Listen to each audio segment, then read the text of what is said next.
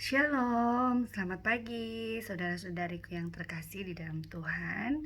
Pada pagi hari ini aku mau berbagi sama kalian semua bagaimana aku bisa melewati masa-masa sulit pandemi seperti ini. Karena kita semua tahu bahwa pandemi ini gak ada satu orang pun yang siap di muka bumi ini. Dan pada awalnya sih aku berharap cuman 1-2 bulan udah pasti selesai. Ternyata ini udah hampir 1 tahun.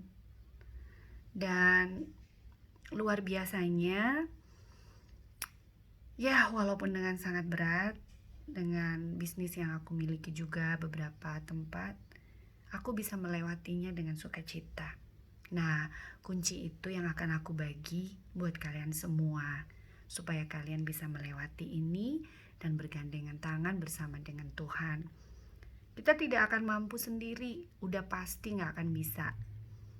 Tapi karena Tuhan saja, kita akan mampu untuk berjalan di padang gurun ini dan masuk dalam tanah perjanjian. Setiap manusia Tuhan ciptakan memiliki tujuan. Tiap manusia Tuhan menciptakannya untuk suatu rencana yang besar. Jadi jangan pernah menyerah hanya karena pandemi ini terjadi. Tetapi bila kita hidup benar di hadapan Tuhan, apapun agamamu, kamu pasti akan memperoleh keselamatan. Dan keselamatan yang dari Tuhan bukanlah keselamatan jasmani saja, tetapi juga keselamatan untuk rohani kalian. Oke? Kalau kita bayangkan, di Jakarta beberapa waktu yang lalu terjadi banjir, ya kan? Banyak sekali yang mengeluh, rumahnya terendam. Bahkan mereka menangis karena harta benda mereka hilang semua. Tapi kalau kita lihat, banyak juga mereka yang bersukacita. Mereka meresponinya dengan berenang bersama-sama. Kemudian mereka bisa mancing di tengah banjir. Mereka bermain di tengah banjir. Bahkan anak-anak kecil itu pun bermain dengan memakai alat-alat untuk mereka bisa berenang ke sana kemari. Dan bahkan yang lebih lucu lagi, ada orang yang sampai minum kopi pun di tengah banjir. Kalau kita lihat hal ini, berarti apa yang bisa kita pelajari? Ada 2 orang ya tipe manusia. Mereka yang mengeluh, mereka yang meratapi nasibnya, tetapi ada juga mereka yang meresponinya dengan sukacita. Mereka menganggap bahwa banjir itu bukanlah malapetaka, tetapi justru sebaliknya itu adalah berkat bagi kehidupan mereka.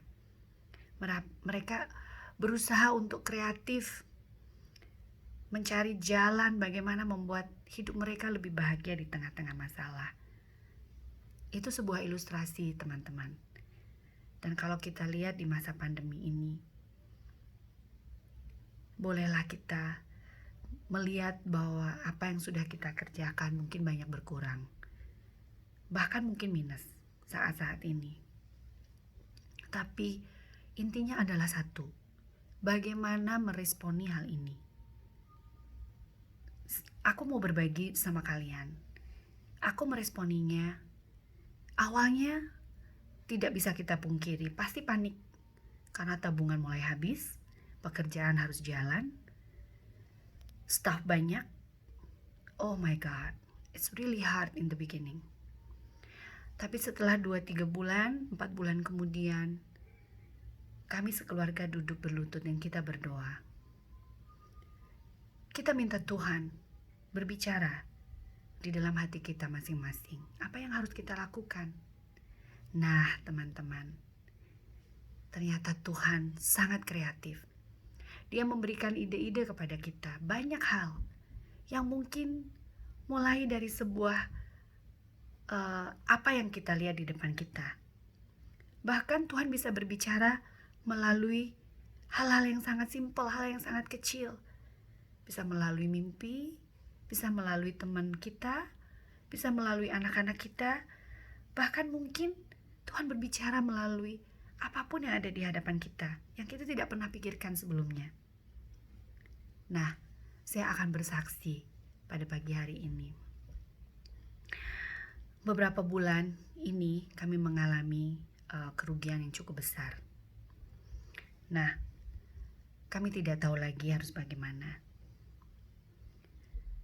Kemudian kami melihat bahwa tabungan kami juga mulai berkurang ya, untuk mempertahankan semua usaha, karena kebetulan aku punya beberapa usaha, beberapa toko. Pada suatu hari aku berdoa, Tuhan, apa yang aku lakukan di masa pandemi ini untuk mempertahankan mereka yang sudah bekerja pada perusahaan kami begitu lama. Nah, pada suatu malam aku mendapatkan mimpi. Dan di dalam mimpi saya, aku melihat tangan membawa tepung, kemudian dilempar di hadapan saya. Pada saat itu saya bicara sama Tuhan. Tidak mungkin Tuhan. Tidak mungkin Tuhan menaruh pekerjaan baru ini untuk saya. Karena saya ke dapur aja gak pernah, guys.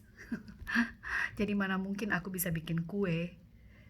Dan aku menyikapi ini, Tuhan memberikan aku ide baru untuk belajar membuat kue. Akhirnya aku responi dengan baik, aku responi dengan positif, aku berdoa dan minta tuntunan Tuhan. Kalau memang hal ini daripada Tuhan, maka aku akan mengerjakannya dengan sukacita. Singkat cerita, aku belajar dari mulai nol, membuat kue dan lain sebagainya. Dan ternyata aku bisa membuat satu toko kue dengan nama Kobopan Bakery. Kalau kalian pengen datang, kalian boleh datang ke Lipo Plaza di Sunset Road di Kuta Bali ya tentunya. Nah, di situ aku mulai belajar bagaimana membuat sebuah toko dengan tuntunan Tuhan. Yang sebelumnya sih, kalau aku bikin usaha ya bikin usaha gitu aja, gak pernah mikirin apakah Tuhan bekerja bersama dengan saya atau tidak. Tetapi yang satu ini adalah sebuah kesaksian. Bagaimana Tuhan menuntun aku dari A sampai Z, aku bisa membuat toko kue ini menjadi berhasil. Dan mungkin saat ini, ya bisa dibilang hasilnya belum seberapa. Tetapi di antara semua toko-toko yang aku punya, apa yang aku lakukan bersama Tuhan di toko rotiku ini sungguh luar biasa.